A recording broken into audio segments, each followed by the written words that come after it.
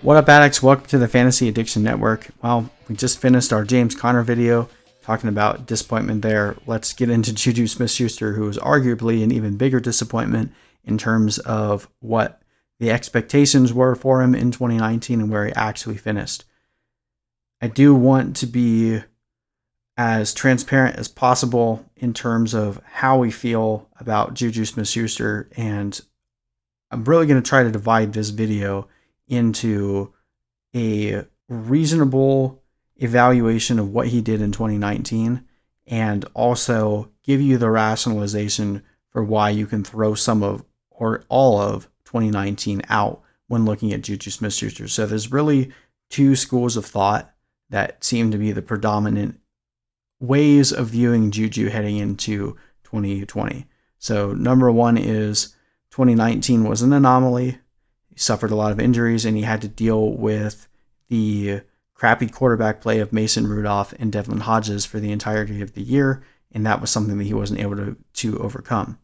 The opposite end of that spectrum is, while good receivers are able to produce even with crappy situations, think of guys like DeAndre Hopkins being able to produce well, even with guys like Tom Savage throwing him the ball, and that's a bit of a concern. And then also, Deontay Johnson was able to produce at least somewhat last year in the midst of the same crap that JUJU was going through. And then there's also the avenue of Antonio Brown was taking away the best corner the last time we saw JUJU perform very well from a fantasy perspective. So can JUJU actually be a dominant receiver without someone taking up the best cornerback at the X spot? We know that JUJU plays better when he's in the slot, and I do think he'll play a lot of slot plays this year with Deontay Johnson, James Washington, and Chase Claypool there. I think that really opens up them to be able to put JUJU in the slot overall. So when we're considering those two viewpoints, I'll kind of try to hit on both as we go along.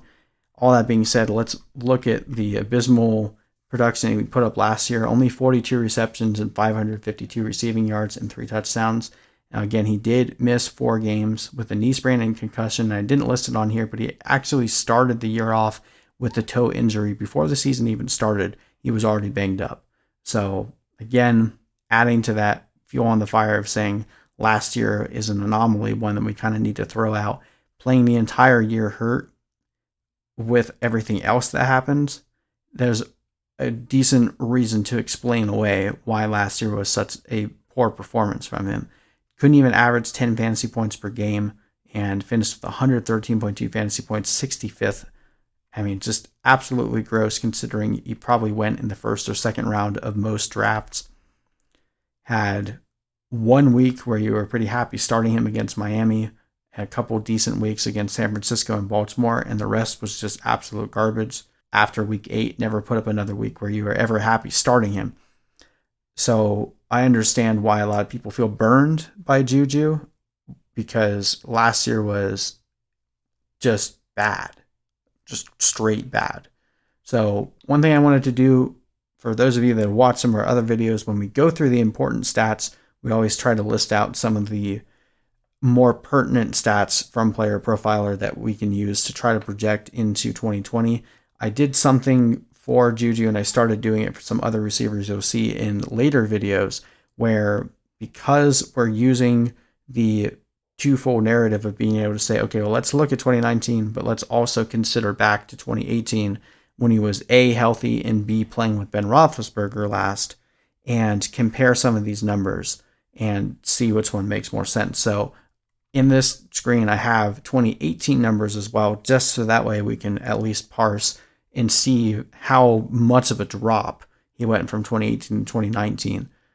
So his yards per target went from 8.6 in 2018, which was 38th, not the greatest, but still drops almost a whole yard, down to 7.7, which was 61st amongst receivers.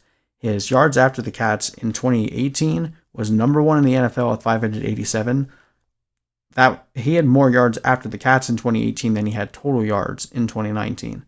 Dropped all the way down to 239, which is 36th in the NFL. Obviously, with Ben Roethlisberger getting hurt, this team saw a massive regression in terms of pass plays per game. It went from 44.6 down 10.5 pass plays per game to 33.9. So they went from the number 1 passing team in terms of volume to number 27. So obviously that's going to hurt a lot of the stats and the output for your receivers in a volume dependent situation like receiver. He finished with 16 red zone receptions in 2018 and only 4 in 2019. So his touchdown upside severely limited. He finished with a 50% contested catch rate, which is really good in both 2018 and 2019. He saw his target accuracy drop from 27th best in 2018 all the way to 71st in 2019.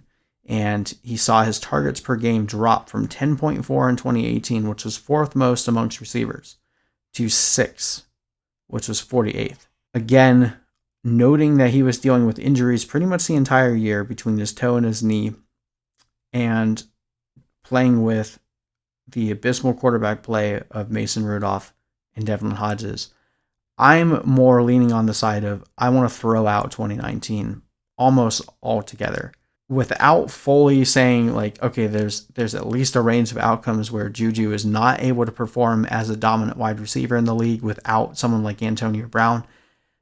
2019 obviously didn't do any favors in throwing that argument out. But when we consider the overwhelming number of things that were working against Juju, I'm going to take some caution into thinking that 2019 was a more accurate representation of what we can expect from him.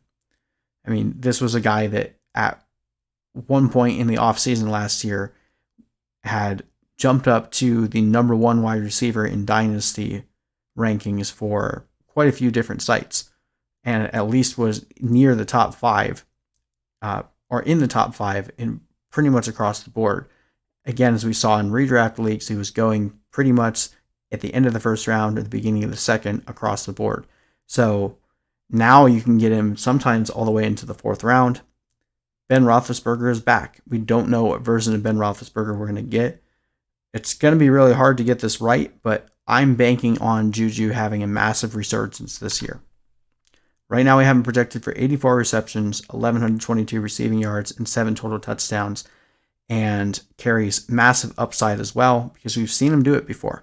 I think with Ben Roethlisberger potentially not being able to sling the ball deep down the field as much, that could actually be a benefit for Juju, considering his tendency to run in the slot and also his ability to create yards after the catch. I think that if the overall depth of target for Ben Roethlisberger decreases in 2020, like I said, I think that actually benefits Juju, and he could see an even further uptick in his total targets. If the passing volume of the Steelers, though, is anywhere near the 2018 total, then this is closer to his floor. So, all that being said, there's no guarantees in the NFL, but if I'm going to make a bet right now as to whether Juju is going to have a resurgence or if 2019 was more indicative of what we would see, I'm going to bank on Juju having a really phenomenal year. I definitely has wide receiver 1 overall upside. I don't think he'll hit that, but it's in his range of outcomes. So all that being said, I like Juju at his ADP. Targeting him around the end of the 3rd round just feels good.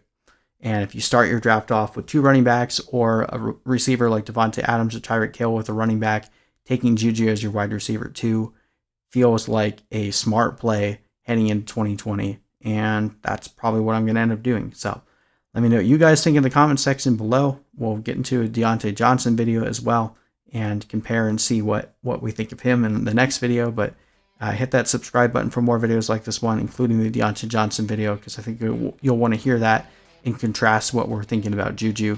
And that's pretty much it. So thank you guys so much for watching. We'll see you in the next video.